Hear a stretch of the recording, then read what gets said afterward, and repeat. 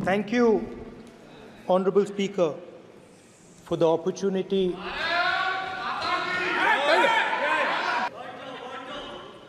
जय संविधान। कॉपी है उसकी?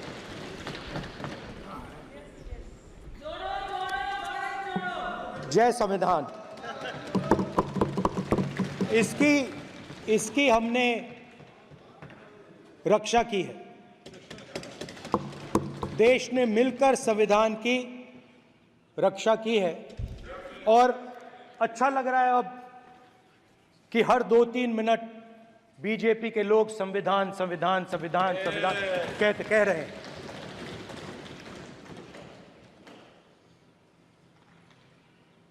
Speaker sir, for the last 10 years,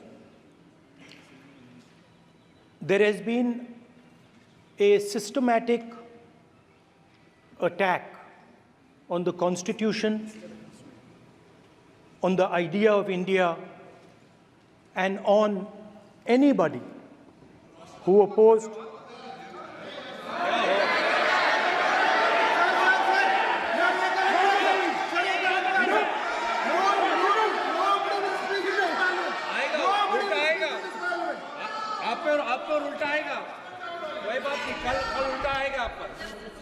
There has been just warming up right now.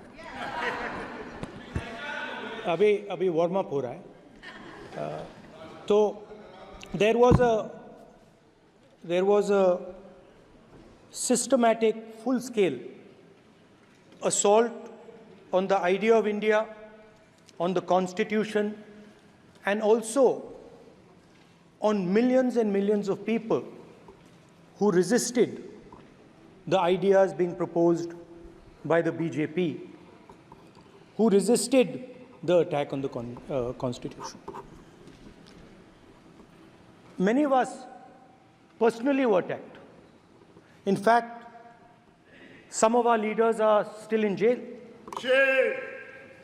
One of our leaders has just recently been released. Another one is still in jail. And not only the opposition, but anybody who resisted the idea of concentration of power, of concentration of wealth, of aggression on the poor, of aggression on Dalits, minorities, tribals, was crushed, violently crushed. People were put in jail, people were threatened, and I myself was attacked. Sir ये संसद TV का नया format देखा है आधा ये पहले हम देखा नहीं हमने I myself was attacked by order of the government of India, by order obviously of the Prime Minister of India. 20+ cases, 2-year jail sentence, my house taken away, no problem. Shame. Relentless attack in the media, 24/7, every single day, abuse, attack, abuse, attack. Shame. And then the most enjoyable and beautiful part of it, 55 hours of interrogation by the ED. No, which I really enjoyed. Because by the end of the interrogation, the officer off camera, he switched off the camera and then he asked me, Rahul ji, you've been sitting here 55 hours. आप पत्थर जैसे हो, आप हिलते क्यों नहीं हो? मुझसे सवाल पूछा उसने. तो जब ऐसा आक्रमण होता है, when there's an attack like this on you, you obviously need refuge, you need a place, or you need ideas that defend you. So today I want to start my speech by telling my friends in the BJP and the RSS about the ideas that we used, the entire opposition used, to defend the idea of India. Where these ideas come from and how they gave us the strength, all of us, anybody who opposed the regime, how they gave us the strength to fearlessly take any onslaught that was placed before us. So I'd like to start by showing an image of our refuge. Okay? Sir Shiv ji की photo नहीं दिखा सकते sir? एक minute माननीय सदस्य। Sir Shiv ji की photo मना है सर? एक मिनट सर मना है तो रख देता हूं सर। नो एक मिनट सर क्या इस हाउस में शिव जी की फोटो दिखाना मना है? माननीय सदस्य, आप बस ये बता दीजिए माननीय सदस्य सर मना है या नहीं? कोई भी चित्र को दिखाने के तो शिव जी का चित्र नियम इस है। साधन इस हाउस में दिखाना मना है? यहाँ पे दूसरी चीजों के चित्र दिखाए जा सकते हैं मगर शिव जी का चित्र नहीं दिखा जा सकता। अगर मैं कह रहा हूं कि हमें इनसे प्रोटेक्शन मिली और मैं समझाना चाह रहा हूं कैसे प्रोटेक्शन मिली, आप मुझे चित्र नहीं दिखाने दे रहे हो। इसके बाद मेरे पास और चित्र हैं, मैं सब दिखाना चाहता था। स्पीकर सर, ये चित्र पूरे हिंदुस्तान के दिल में है, पूरा हिंदुस्तान इस चित्र को जानता है, समझता है। Everybody knows this image. Speaker sir, why I got this image is because there are certain ideas in this image that we defend, that the opposition defends. The first idea in the image that we defend is the idea of confronting our fear, of never being scared. That idea is represented in this image, which you are not allowing me to show, by a snake that is placed right near the neck of Shivji.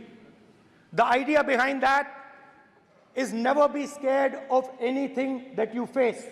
In fact, Shivji places death 1 inch from his neck.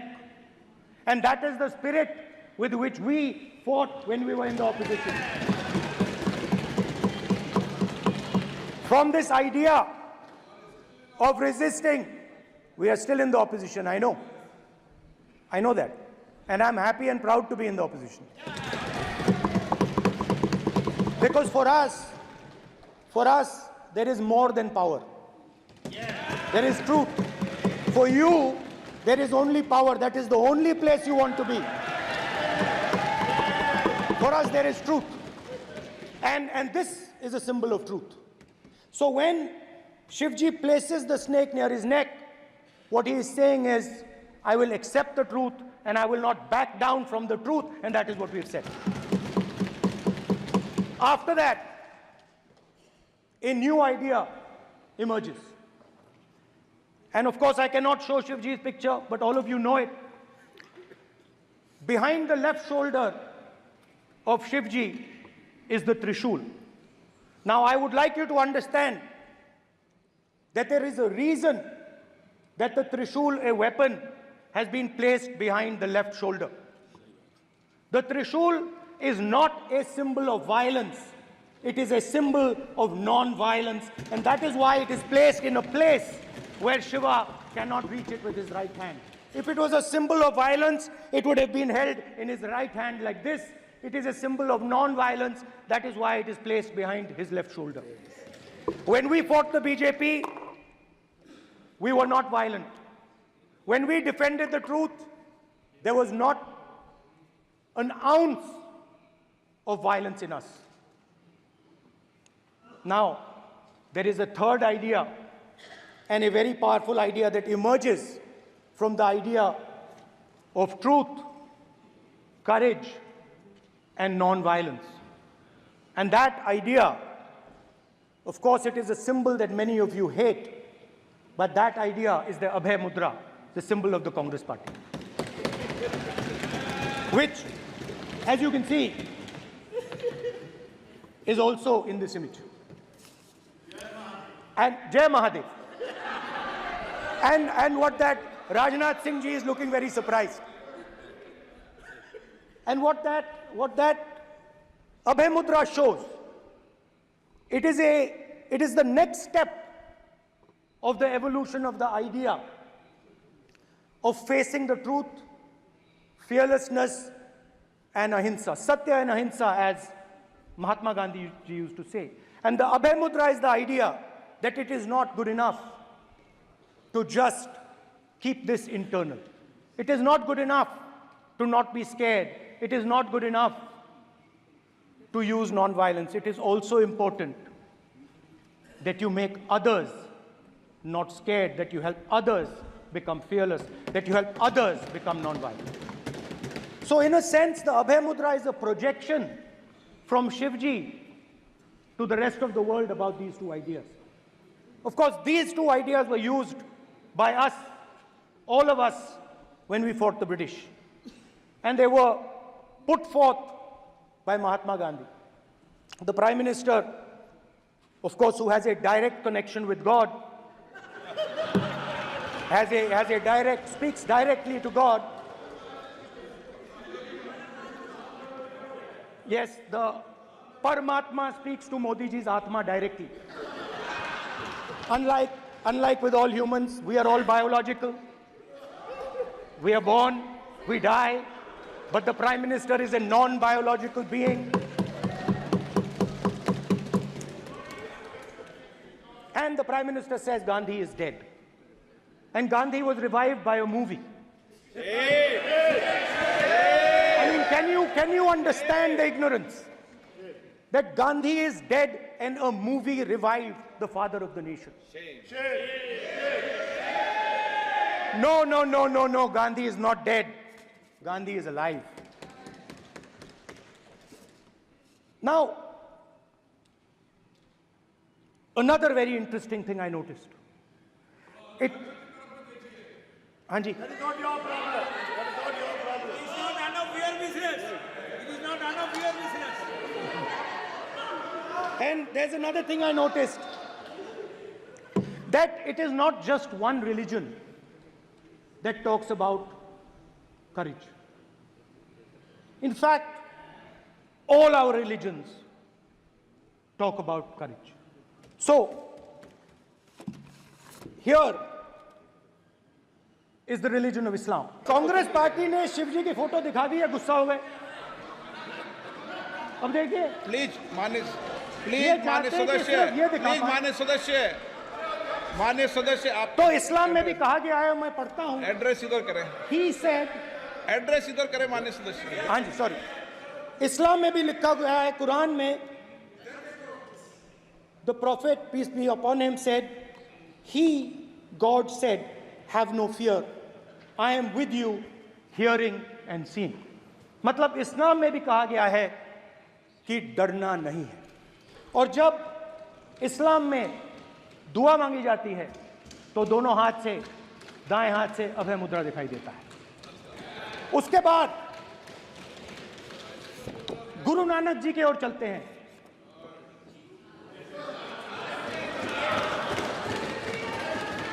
Waheguru ji की फतेह, वाहेगुरु जी का खालसा. जिस धर्म पर आप हर रोज आक्रमण करते हो, गुरु नानक जी गुरु नानक जी के चित्र में भी आपको अभय मुद्रा दिखाई देगा. गुरु नानक जी भी कहते हैं कि डरो मत, डराओ मत. और पंजाब से गुरु नानक जी मेक्का तक गए, थाईलैंड तक गए, अफगानिस्तान गए, श्रीलंका गए. किसी से हिंसा नहीं की, अहिंसा की बात की, सत्य की बात की, और किसी को उन्होंने अपनी जिंदगी में नहीं डराया. उसके बाद जीसस क्राइस्ट की इमेज देखिए, उसमें भी आपको अभय मुद्रा दिखाई देगा. जीसस क्राइस्ट की इमेज में भी अभय मुद्रा. डरो मत, डराओ मत.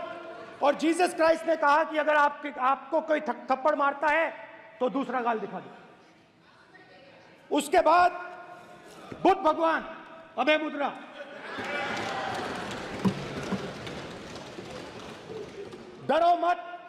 डराओ मत, अहिंसा। मतलब, और अंत में महावीर, डराओ मत, अभय मुद्रा। मतलब हिंदुस्तान के इतिहास में 3 फाउंडेशनल आइडियाज हैं। मोदी जी ने अपने भाषण में एक दिन कहा कि हिंदुस्तान ने किसी पर आक्रमण नहीं किया। उसका कारण है क्योंकि यह देश अहिंसा का देश है। यह देश डर का देश नहीं है।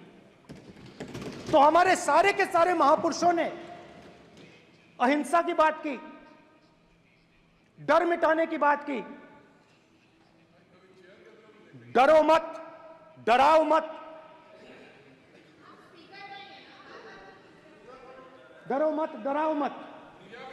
और दूसरी तरफ शिव जी कहते हैं डराओ मत, अभय मुद्रा दिखाते हैं, अहिंसा की बात करते हैं, त्रिशूल को जमीन में गाड़ देते हैं। और जो लोग अपने आप को हिंदू कहते हैं वो 24 घंटा हिंसा, नफरत, असत्य।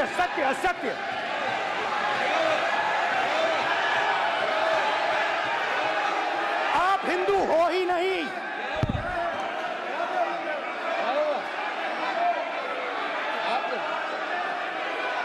Just get me that picture of Shiva.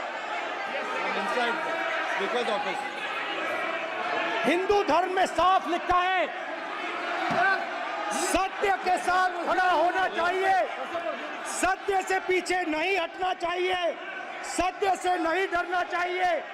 अहिंसा हमारा प्रतीक है। अभय मुद्रा ऐसे कीजिए, अभय मुद्रा।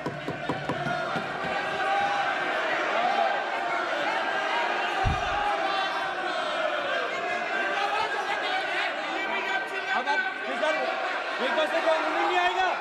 Prime minister will not speak. Then Prime Minister will speak. This will happen here.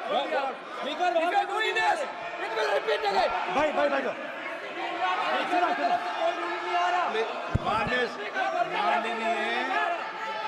ये आप बात समझिए, आप बात समझिए। ये इसलिए चिल्ला रहे हैं क्योंकि तीर जाके दिल में लगा है, दिल में जाके तीर लगा है, इसलिए ये चिल्ला रहे हैं। देखो चुप हो गए, देखिए स्पीकर साहब चुप हो गए सब।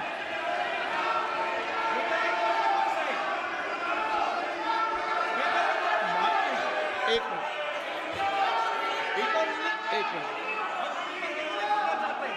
ये जो ये विषय बहुत गंभीर है। पूरे हिंदू समाज को हिंसक कहना ये गंभीर विषय है। बीजेपी को आपको नहीं, नरेंद्र मोदी जी पूरा हिंदू समाज नहीं है, बीजेपी पूरा हिंदू समाज नहीं है, आरएसएस पूरा हिंदू समाज नहीं है।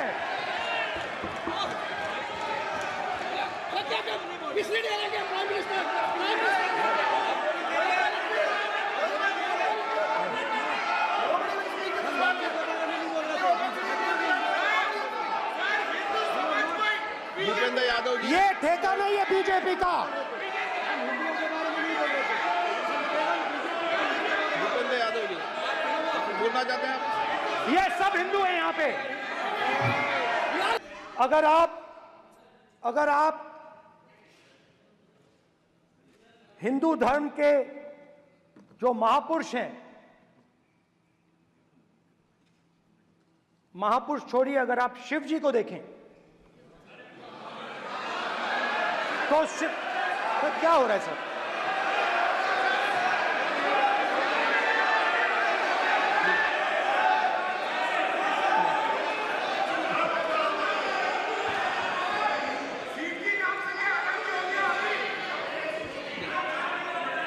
अगर आप शिव जी को देखें तो उनकी इमेज से आपको पता लगता है कि हिंदू डर नहीं फैला सकता, हिंदू हिंसा नहीं फैला सकता, हिंदू नफरत नहीं फैला सकता। और बीजेपी 24 घंटा नफरत, हिंसा, नफरत, हिंसा, नफरत, हिंसा। स्पीकर सर, कहां तक इन्होंने डर फैला दिया है?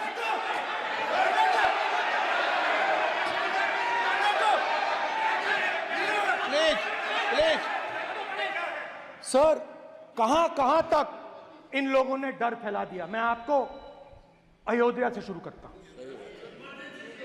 सर नमस्कार। शाबाश। अयोध्या ने आपको मैसेज भेजा, अयोध्या ने राम भगवान। माइक दीजिए सर। हाँ सर, मेरा सवाल है सर, इस माइक का कंट्रोलर किसके हाथ में है? सर मैं बिल्कुल आपकी रिस्पेक्ट करता हूं स्पीकर सर, मगर मेरे भाषण के बीच में सच्चाई ये है कि माइक ऑफ हो जाता है। मैं क्या करूं, हो जाता है वो। अब आपने देखा मैंने अयोध्या शब्द यूज किया और माइक ऑफ हो गया। नो, अरे ये प्रधानमंत्री मोदी जी के टाइम में आधा आधा कह आएगा क्या? तो अयोध्या ने राम भगवान की जन्मभूमि, प्लीज ब्रदर, राम भगवान की जन्मभूमि ने बीजेपी को मैसेज दिया, और ये आपके सामने मैसेज बैठे हुए हैं। मैंने इनसे पूछा, कल कॉफी पी, इनसे मैंने पूछा कि बताइए ये हुआ क्या? बीजेपी ने राम मंदिर का इनॉग्रेशन किया, बोलने दीजिए, राम मंदिर का इनॉग्रेशन किया। अरे भाई आप हार गए, उसको सहन करिए। नाम बोलने की कोई जरूरत नहीं है, मैं भाषण दे रहा हूं, आप नहीं दे रहे हो। मुझे बोलना है जो बोलना है, मुझे नाम लेने की कोई जरूरत नहीं, मुझे जो बोलना है मैं बोलूंगा। तो अयोध्या ने मैसेज दिया और मैंने इनसे पूछा कि हुआ क्या, और इनका जवाब आया। मैंने उनसे पूछा कि आपको कब पता लगा कि आप अयोध्या में जीत रहे हो, और आपने कहा पहले दिन से मुझे पता था। सही बात। और मैंने कहा ये क्या हुआ? उन्होंने कहा राहुल जी, अयोध्या में एयरपोर्ट बना, अयोध्या की जनता से जमीन छीनी गई और आज तक उन्हें मुआवजा नहीं मिला है। उन्होंने कहा, सही बात, उन्होंने कहा कि अयोध्या में जो भी छोटे छोटे दुकानदार थे, जो भी छोटी छोटी बिल्डिंग्स थी, उन सारों को तोड़कर गिरा दिया गया और उन लोगों को सड़क पर कर दिया गया। इन्होंने यह भी कहा कि अयोध्या के इनॉग्रेशन में अयोध्या की जनता को बहुत दुख हुआ, क्योंकि इनॉग्रेशन में अदानी जी थे, अंबानी जी थे, मगर अयोध्या का कोई नहीं था। और ये कारण था कि अयोध्या की जनता में, उनके दिल में नरेंद्र मोदी जी ने भय डाल दिया। उनकी जमीन ले ली, उनके घर गिरा दिए, और फिर अयोध्या के गरीब लोगों को, किसानों को, मजदूरों को मंदिर के इनॉग्रेशन तक नहीं जाने दिया। मंदिर के इनॉग्रेशन छोड़ो, उसके बाहर भी नहीं जाने दिया। और इसीलिए अयोध्या की जनता ने सही मैसेज भेजा। अच्छा, इन्होंने मुझे एक और बात बोली, 3 बार इन्होंने कहा कि 3 बार नरेंद्र मोदी ने टेस्ट किया, 2 बार क्या मैं अयोध्या से लड़ जाऊं? और सर्वेयर्स ने कहा अयोध्या में मत लड़ जाना, अयोध्या में मत लड़ जाना, अयोध्या की जनता हरा देगी। और इसीलिए प्रधानमंत्री वाराणसी गए और वहां बच के निकले।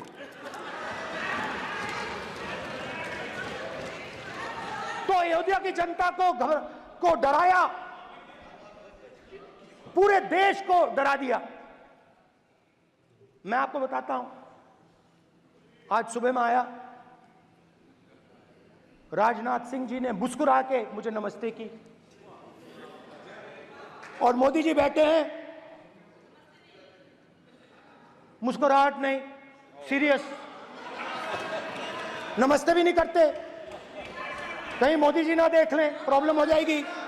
वही कहानी गडकरी जी की है, सच्चाई है। स्पीकर सर, आपने कहा कि डिबेट प्रेसिडेंट्स एड्रेस पे होनी चाहिए। ये जो मैंने किया है, अनुराग ठाकुर जी ने अयोध्या की बात की थी, अनुराग ठाकुर जी ने सनातन धर्म पर आक्रमण की बात की थी, इसीलिए मैंने ये किया है। मैं दिखाना चाहता हूं कि अयोध्या में क्या हुआ, अयोध्या की सच्चाई क्या थी। प्रेसिडेंट्स डिबेट में उन्होंने बात उठाई थी, मैंने बात बंद की है। प्रधानमंत्री जी को अच्छी लगी अयोध्या के बाद असली लगी,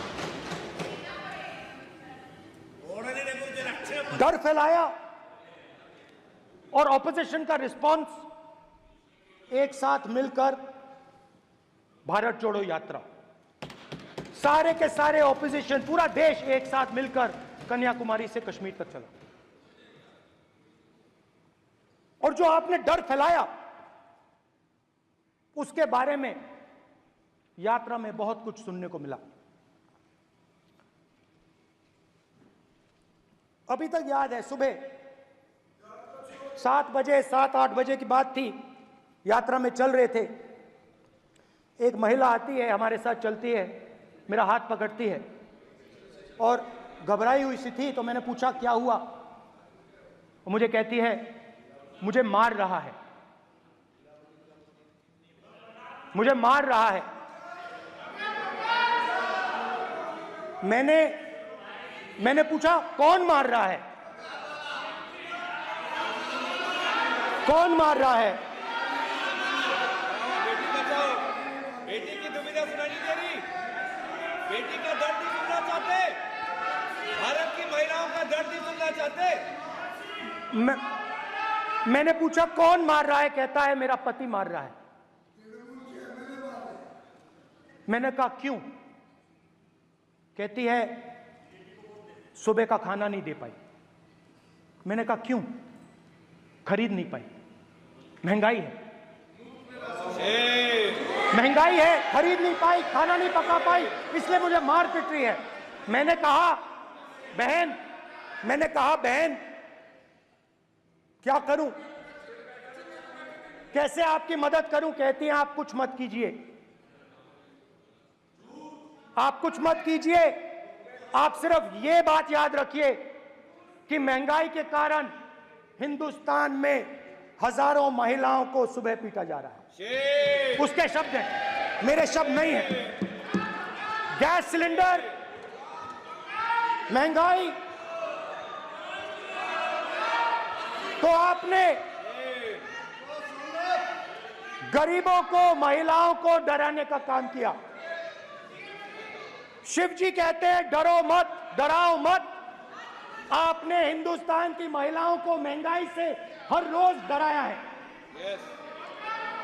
कुछ दिन पहले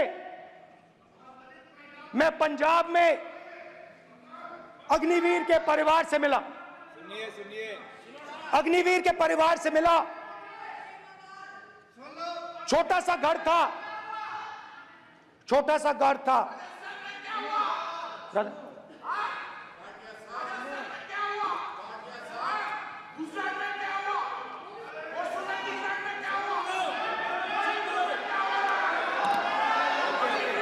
ठीक है सर।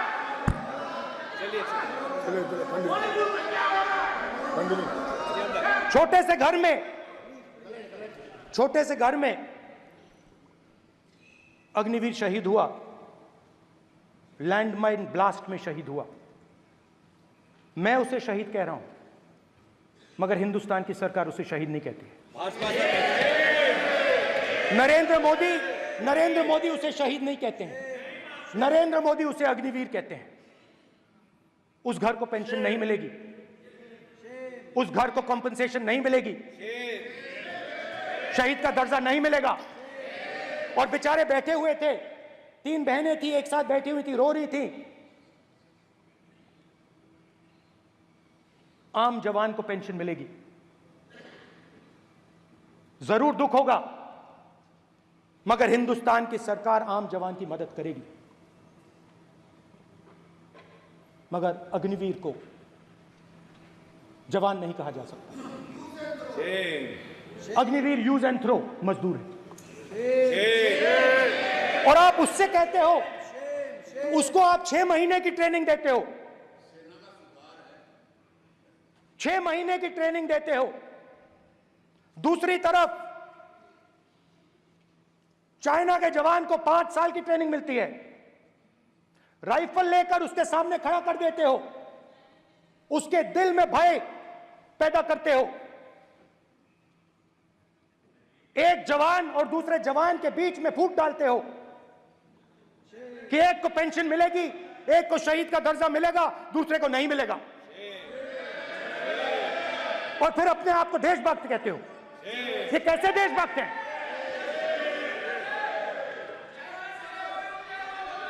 फिल्म स्टार जैसी फोटो थी उस लड़के की, फिल्म स्टार, बॉलीवुड स्टार की फोटो थी। मैं सोच रहा था, देखो इस युवा ने जान दी। Speaker sir, speaker sir, speaker sir देखिए, स्पीकर सर देखिए, राजनाथ सिंह जी की एक राय है, मेरी एक राय है। सच्चाई अग्निवीरों को मालूम है, हमें बोलने की जरूरत नहीं है। अग्निवीर को किस चीज का सामना करना पड़ता है, शहीद का दर्जा मिलता है या नहीं मिलता है, कॉम्पनसेशन मिलता है नहीं मिलता है, पेंशन मिलती है नहीं मिलती है, वो उसको मालूम है। पॉइंट ऑफ अग्निवीर की सच्चाई मैंने फ्लोर ऑफ द हाउस पे रखी है, और राजनाथ सिंह जी ने भी कहा है, जो रियलिटी है वो हिंदुस्तान की सेना को मालूम है, वो अग्निवीरों को मालूम है। उनके कहने से या मेरे कहने से कोई फर्क नहीं पड़ता, सच्चाई तो उनको मालूम है, उनको मालूम है सच्चाई कौन बोल रहा है। स्पीकर सर, और स्पीकर सर, देश की सेना जानती है, पूरा देश जानता है कि अग्निवीर स्कीम सेना का स्कीम नहीं है, पीएमओ का स्कीम है। और पूरी सेना जानती है कि स्कीम प्राइम मिनिस्टर का ब्रेन चाइल्ड था, स्कीम सेना का ब्रेन चाइल्ड नहीं था। जैसे नोटबंदी की गई, वैसे ही आर्बिट्री तरीके से अध्यक्ष महोदय, आपको देखिए, सिंपल सी बात है स्पीकर सर, इनको अग्निवीर अच्छा लगता है, आप उसको रखिए, हम उसको बदल देंगे, हटा देंगे। सिंपल सी बात है, हमारी सरकार आएगी, अग्निवीर को हम हटा देंगे, क्योंकि हम सोचते हैं कि अग्निवीर सेना के खिलाफ है, जवानों के खिलाफ है, देशभक्तों के खिलाफ स्कीम है। हम इस स्कीम को नहीं चाहते।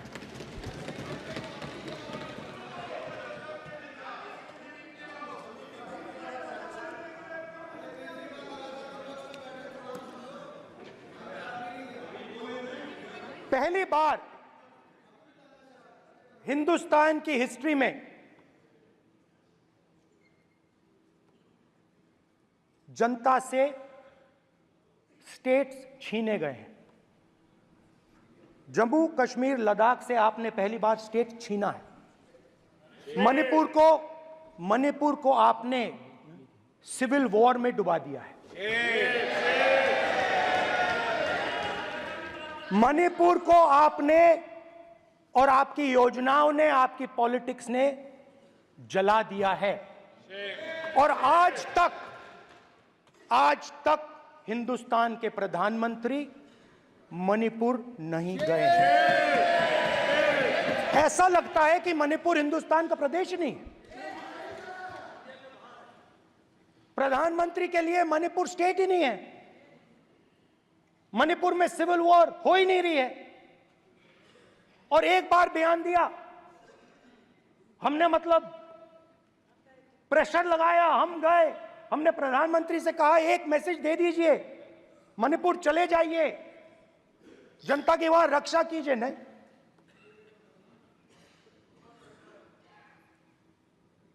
मैं वहां गया, कुकीज और मेहते से दोनों से मिला। आज तक नहीं, आंसर नहीं मिलेगा, मिल नहीं सकता। मणिपुर इनके लिए हिंदुस्तान का प्रदेश ही नहीं है। मणिपुर है ही नहीं, मणिपुर है ही नहीं, ना होम मिनिस्टर के लिए ना प्रधानमंत्री के लिए, है ही नहीं, एग्जिस्ट नहीं करता, वो है ही नहीं। ना प्रधानमंत्री जाएंगे बोलेंगे कुछ नहीं, जैसे कुछ नहीं हुआ वहां पे। मैं रिलीफ कैंप में गया, एक औरत कांपती हुई, रोती हुई मुझे कहती है कि मैंने अपनी आंखों के सामने, हाँ मैं औरतों की बात कर सकता हूं, एक भाई मैं कर सकता हूं, एक भाई एक कर्तव्य निभा रहा है। आप अपने संगठन में महिलाओं को नहीं डालते हो, मगर मैं औरतों की बात कर सकता हूं।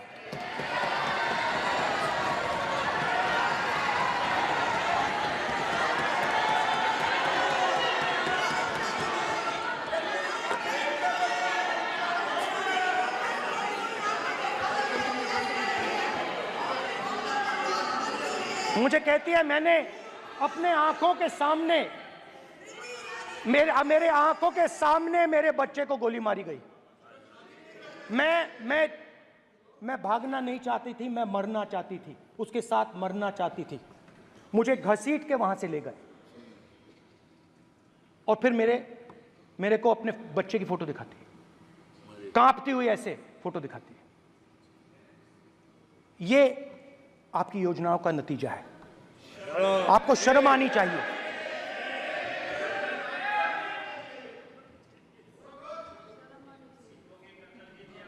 एक दिन प्रधानमंत्री 8 बजे कहते हैं, पता नहीं फाइन ट्यूनिंग हो गई भगवान के साथ, डायरेक्ट मैसेज भगवान, सर ने बोला है, सर प्रधानमंत्री ने ये बोला है, ये मैं नहीं बोल रहा हूं, प्रधानमंत्री ने बोला है कि मेरा डायरेक्ट कनेक्शन है भगवान के साथ, मैंने नहीं बोला, मैंने नहीं बोला। स्पीकर सर, मैं रिस्पेक्ट कर रहा हूं, ये प्रधानमंत्री के शब्द हैं, मेरे शब्द नहीं हैं। ये प्रधानमंत्री जी ने कहा है, पब्लिक में, मीडिया को कहा है कि मैं बायोलॉजिकल नहीं हूं, मेरा डायरेक्ट कनेक्शन भगवान के साथ है, मैं नहीं बोल रहा हूं, प्रधानमंत्री मोदी जी ने बोला है। तो पता नहीं उस टाइम 8 बजे भगवान का मैसेज आया होगा, हिंदुस्तान, वही मगर फिर श्री राम ने आपको दूसरा मैसेज दे दिया अयोध्या में। भगवान का मैसेज आया होगा, मोदी जी नोटबंदी कर दीजिए, नोटबंदी कर दिया, डायरेक्ट ऊपर से आया मैसेज, ऑर्डर आया खटाक। और अलग अलग ऑर्डर आते हैं, अदानी जी वाला ऑर्डर आता है, बंबई एयरपोर्ट अदानी जी को ऊपर से ऑर्डर आता है, खटाखट ऑर्डर आते हैं। तो नोटबंदी कर दी। स्मॉल और मीडियम बिजनेसेस जो हैं, जो हिंदुस्तान की रोजगार की रीढ़ की हड्डी है, बैकबोन है, उड़ा दिया, खत्म कर दिया। आज नतीजा यह है कि ये जो भी करना चाहे करें, हिंदुस्तान के युवाओं को रोजगार नहीं मिल सकता। Job creation backbone is broken. Finish, खत्म। नोटबंदी की, गलत जीएसटी लागू की, उड़ा दिया। अब मैं सोचता हूं, पहले मैं सोचता था ये पता नहीं कैसे हुआ, अब मैं समझता हूं कि ये अदानी जी, अंबानी जी जैसे लोगों के लिए किया गया। ये रास्ता साफ करने का तरीका था, रास्ता साफ करने का तरीका था। इनकम टैक्स डिपार्टमेंट उनके पीछे पड़ा रहता है। जीएसटी, डिमोनेटाइजेशन, 24 घंटा उनको तंग करते हैं। उनके कैश फ्लो को रिस्ट्रिक्ट करने की कोशिश करते हैं, कैश फ्लो को क्रश करने की कोशिश करते हैं कि वो परे हट जाएं और अरबपति उनकी जगह ले लें। आप किसी भी छोटे व्यापारी से पूछ लो, किसी भी स्मॉल मीडियम बिजनेस ओनर से पूछ लो, ये आपको बता देगा। गुजरात में मैं गया, टेक्सटाइल ओनर्स के साथ मेरी बात हुई। मैंने उनसे पूछा नोटबंदी क्यों हुई, जीएसटी क्यों हुई? साफ बोला अरबपतियों की मदद करने के लिए जीएसटी और नोटबंदी की गई है। नरेंद्र मोदी जी अरबपतियों के लिए काम करते हैं, सीधी सी बात। मैं जाता रहता हूं और आपको गुजरात में हराएंगे इस बार।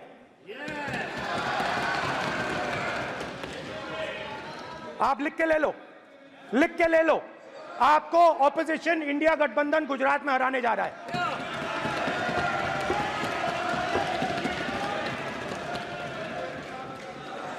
किसानों को डराने के लिए लैंड एक्विजिशन बिल जो हम लाए थे, उनकी जमीन की रक्षा करने के लिए, उनको सही कॉम्पनसेशन देने के लिए, उसको आपने खत्म कर दिया। यहां कोशिश की, कर नहीं पाए तो स्टेट्स में खत्म कर दिया। हर स्टेट में आपने खत्म कर दिया है। अगर आप जानते नहीं हो, चेक कर लो। हर स्टेट में, हर भाजपा की स्टेट में खत्म कर दिया। तो किसानों को जो हमने लैंड एक्विजिशन बिल तैयार किया था सही मुआवजा दिलाने के लिए, उसको आपने रद्द किया।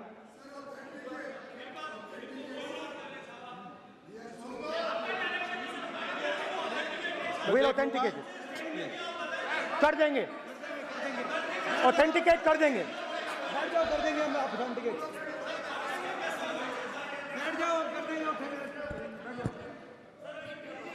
उसके बाद किसानों को डराने के लिए, याद रखिए शिव जी कहते हैं डरो मत, डराओ मत। किसानों को डराने के लिए आप 3 नए कानून लाए। प्रधानमंत्री ने उनसे कहा कि ये आपके फायदे के कानून हैं। सच्चाई थी कि वो अदानी जी, अंबानी जी के फायदे के कानून थे। हिंदुस्तान के सारे किसान खड़े हो जाते हैं। आज तक सड़क ब्लॉक है। अगर आप वहां जाएंगे, आज तक आपको दिखेगा कि वो सड़क जिस पे किसान आए थे वो आज तक बंद पड़ी हुई। हरियाणा में 2 जगह किसान खड़े हो गए, कहते हैं नहीं ये हमारा नहीं है,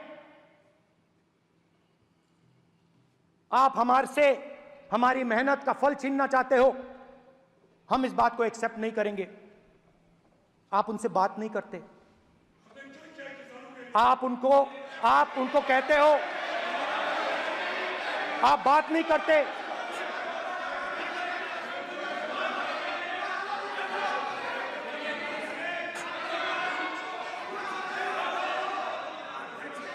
आप बात नहीं करते, आप गले नहीं लगते, आप उन्हें आतंकवादी कहते हो।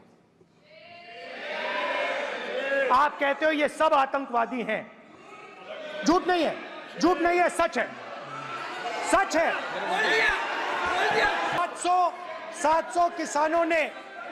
700 किसान शहीद हुए। हमने इस हाउस में कहा कि किसानों के लिए मौन होना चाहिए, आपने मौन नहीं होने दिया। आपने कहा ये किसान नहीं है, आपके मुताबिक ये किसान नहीं थे, ये आतंकवादी थे। देखिए आपकी एलाई सिर हिला रही हैं, वो भी सहमत हैं, कौर जी सहमत हैं। देखिए हमारी जरूरत नहीं है, वो सहमत हैं आपसे, वो सहमत हैं। स्पीकर सर, किसानों ने मांगा क्या? स्पीकर ने किसानों ने सिर्फ ये कहा कि अगर 16 लाख करोड़ रुपए अरबपतियों का कर्जा माफ हो सकता है तो हमारा भी थोड़ा सा कर दीजिए।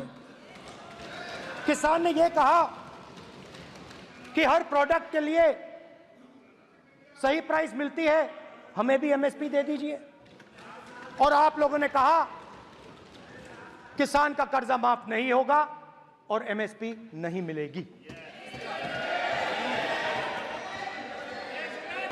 स्पीकर सर, एमएसपी जब मैं speaker sir, MSP with legal guarantee, Speaker sir. The issue is MSP with legal guarantee, not just MSP. MSP is being given. The issue is Kisans want MSP with legal guarantee, which you are not ready to give them. तो किसानों में आपने डर डाला, भय डाला, महिलाओं में महंगाई, गैस सिलेंडर, सेना में अग्निवीर, हर व्यक्ति के लिए आप लोगों ने भय का कोई ना कोई पैकेज दिया, गिफ्ट दिया, तोहफा दिया। स्टूडेंट्स की बात करते हैं।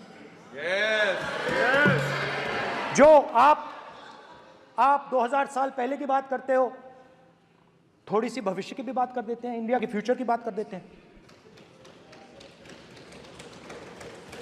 रोजगार तो आपने खत्म कर दिया, नोटबंदी, जीएसटी, जो आपने स्मॉल एंड मीडियम बिजनेसेस थे उनको खत्म करके, युवाओं को आर्मी में अपॉर्चुनिटी मिलती थी, अग्निवीर उनके लिए आपने दे दिया, वो खत्म कर दिया, रास्ता ब्लॉक कर दिया। पब्लिक सेक्टर को आप प्राइवेटाइज करते हैं, वो रास्ता बंद कर दिया। और अब एक नया फैशन निकला है, नीट।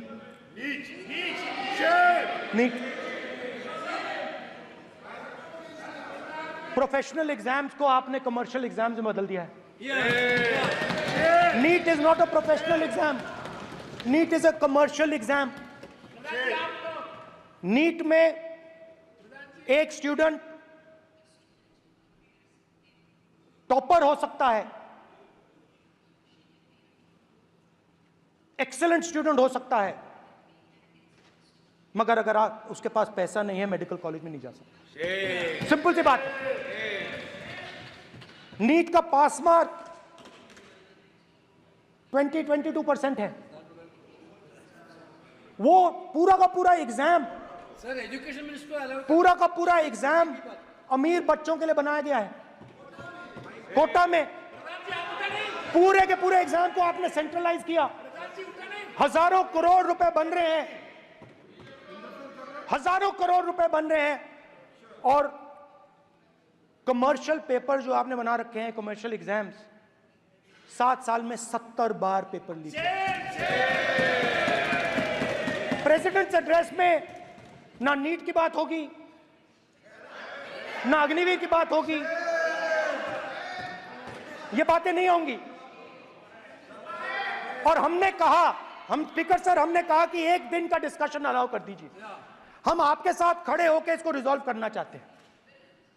इंस्टीट्यूशनल फेलियर है, हम आपकी मदद करना चाहते हैं, रिजॉल्व करना चाहते हैं। सरकार कहती है नहीं, डिस्कशन नहीं होगा, भविष्य का डिस्कशन हो ही नहीं सकता। तो ये हालत है। जहां भी ये देखते हैं, ये सोचते हैं कि भाई भय कैसे पैदा करें, माइनॉरिटीज को डराते हैं। नहीं, कांग्रेस नहीं डरती आपसे, आप कांग्रेस से डरते हो।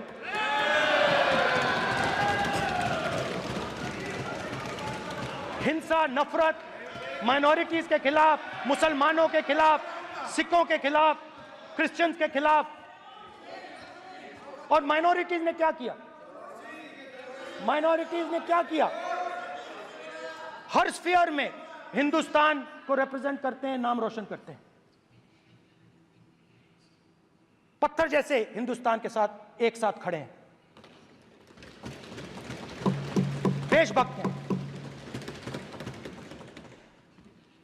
और आपने सारे के सारे माइनॉरिटीज पर आक्रमण किया, उनके खिलाफ हिंसा, नफरत फैलाई।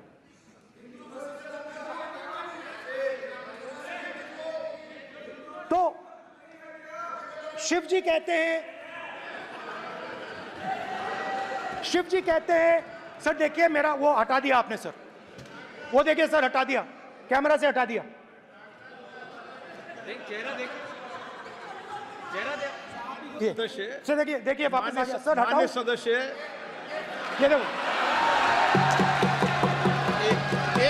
एक मिनट देखा सर आपने? एक मिनट देखिए एक मिनट ये see sir, speaker sir, NEET students spend years and years preparing for their exam.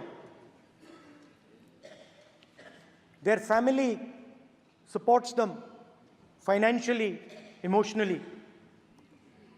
And the truth is that NEET students today do not believe in the exam.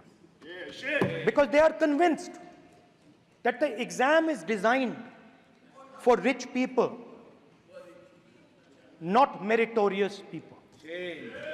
I have met a number of NEET students, every single one of them tells me that the exam is designed to create a quota for rich people and to create a passage for them into the system, and is designed not to help poor students. Now, इससे भी बहुत डर होता है। महीनों पढ़ाई करते हैं, ये पता नहीं कि भैया एग्जाम लीक हो जाएगा नहीं होगा, अगर पास भी हो गए तो पैसा कहां से आएगा। तो उधर भी इन लोगों ने भय डालने का काम किया। तो जहां भी ये देखते हैं ये भय डालते हैं, सेना में, युवाओं में, किसानों में, मजदूरों में, महिलाओं में, डिसेबल्ड में भी। और मैं ये भी कह सकता हूं कि सिर्फ बाकी हिंदुस्तान में भी नहीं, मगर अपनी पार्टी में भी भय है। आपकी पार्टी में डर है, भय है, सच्चाई है। देखो अब आप चिल्ला नहीं रहे हो, अब आप शांत हो, अब बिल्कुल शांत हो, सच्चाई बोल दी, चिल्ला नहीं रहे, चुप। क्योंकि आपकी ट्यूनिंग डायरेक्टली, प्रॉब्लम क्या है, आप चिल्ला भी नहीं सकते क्योंकि कनेक्शन नहीं। सर मैं बोल रहा हूं सर, समझा रहा हूं, स्ट्रक्चर बोल रहा हूं। कांग्रेस पार्टी में बोल रहे थे सर लोकतंत्र में पार्टी में डेमोक्रेसी होनी चाहिए। कोई भी इन पार्टियों में कोई भी आके कुछ भी कह देता है। ग्रुप ऑफ 22, 23, 24, 25 सब जो बोलना है बोल देते हैं, मगर आपकी पार्टी में भय है। सत्यमेव जयते, ना डरो ना डराओ। Sir, when I became LOP, I realized something that I had not realized before. And it's also on the lines of the principles of Shiva. It's on those same lines. And the idea was that after becoming LOP, all my personal dreams, my personal aspirations, my personal fears have to be put aside. I am now actually two people. I'm not one person. I'm a constitutional person, and my job is to be leader of the opposition, to represent all these parties equally. In fact, I don't just represent the Congress party, I represent every single party. And I have to treat every single party with love and affection. So when Hemant Soren ji is in jail or Kejriwal is in jail, it should disturb me, it should hurt me. Yes. When you unleash your agencies on these political people, it is our job to defend them. Because there is a constitutional person and an individual. And what Shivji is saying is that when you are a constitutional person, the individual should die. The individual's aspirations, the individual's dreams should die. And you should become the voice of the people. Meaning that you should have no fantasies, no dreams, nothing. The perfect public representative is one who is actually dead. That is what Shivji is saying.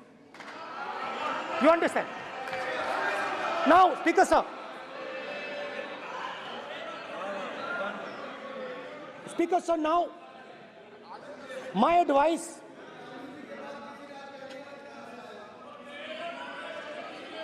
So there are two structures now. One is me as an individual, and one is me as leader of the opposition. Me as an individual, I might have my likes and dislikes. I might have my views, but me as leader of opposition have to suppress them, have to reduce them and say, now I'm the voice of the opposition. That is the idea. That is the idea of the democratic system. The people have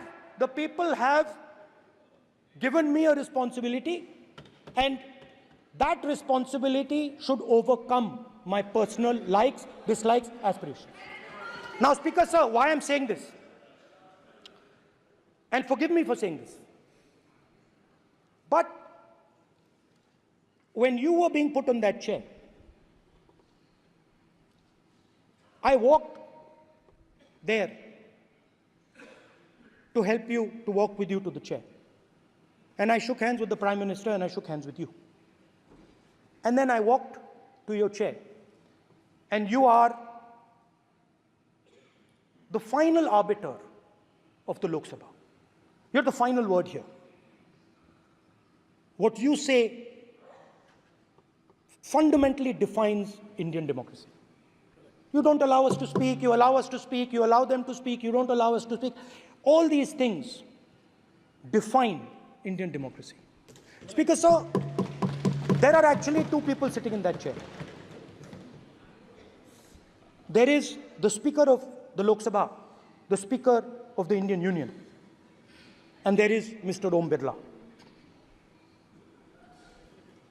When Modi ji went and shook your hand, and I went and shook your hand, I noticed something. When I shook your hand, you stood straight like this and shook my hand. And when Modi ji shook your hand, you bowed down and shook his hand.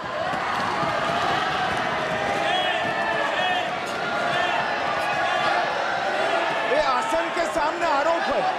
Speaker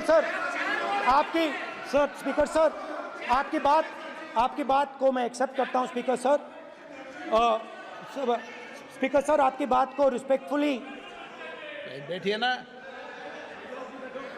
speaker sir, मैं आपकी बात को respect करता हूं, मगर आपको कहना चाहता हूं कि इस हाउस में स्पीकर से कोई बड़ा नहीं होता। स्पीकर सबसे बड़ा है, हम सबको स्पीकर के सामने झुकना चाहिए। और मैं आपके सामने झुकूंगा, और सारा का सारा ऑपोजिशन आपके सामने झुकेगा। ये लोकतंत्र है स्पीकर सर। आप इस हाउस के लीडर हैं, आपको किसी के सामने नहीं झुकना चाहिए।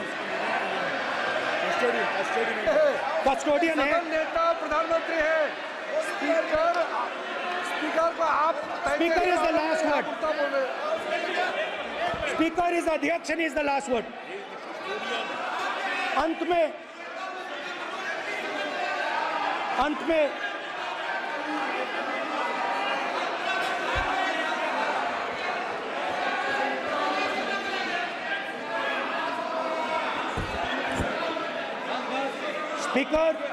Speaker is the last word in the Lok Sabha, and in that spirit, Speaker is the last word in the Lok Sabha, and in that spirit, as members of the Lok Sabha, we are subservient to the Speaker.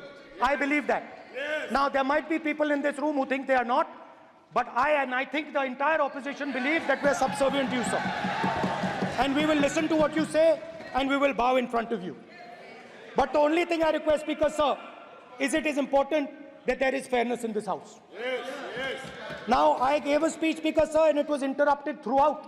Yes. Now, this time is going to be taken away from my colleagues. And I think that is unfair. Finally, I'd like to say that the principles that allowed us to fight are in our traditions. Truth, courage, non-violence, and they're in all our religions.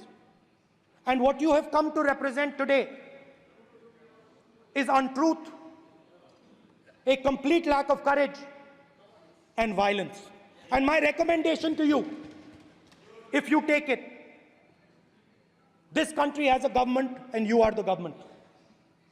And you are, whether we like it or not, you are the government of India. Elected by the people. And I agree to that. But I would say to you that as individual members, as the cabinet, you do not spread fear in this country. That you do not spread hatred in this country. That you listen to the farmers of this country, you listen to the students of this country. When the opposition says to you, let's have a debate for one day, have it. It's not going to harm anybody. They're going to love you for it. The students of India are going to say, we love the government because they allowed us our voice, they let us speak for one day. So, do not spread hatred. Do not spread violence.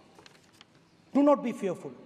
Even the BJP members here, even the cabinet members, do not be fearful. You have a constitutional position. You are individuals and then you have a constitutional position. Rajnath Singh ji is an individual and he's the defense minister of India. And that is the way this country has to be run. And we as the opposition, don't take us as your enemies. We are not your enemies. We are here, we are sincerely here to make your work easier, as long as you follow the basic principles that we have stated. And these principles are Shivji's principles. They are the principles of Shivji. Har Har Mahadev, you can say. To make the government. This is basically what I have explained here today is the concept of Indian leadership in all religions. Respect, affection, ahimsa, and always standing up for the truth. And I'm more than happy, all of us are more than happy to discuss anything you want without being nasty, without being aggressive, anything you want, we are ready to discuss. So please let us work together to take this country forward. You are the government.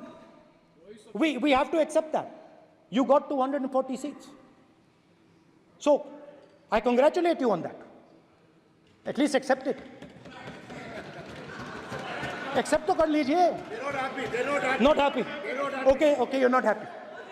So I would say we want to both work for this country. Work with the spirit of bravery. Work without violence. Work without hatred. Thank you.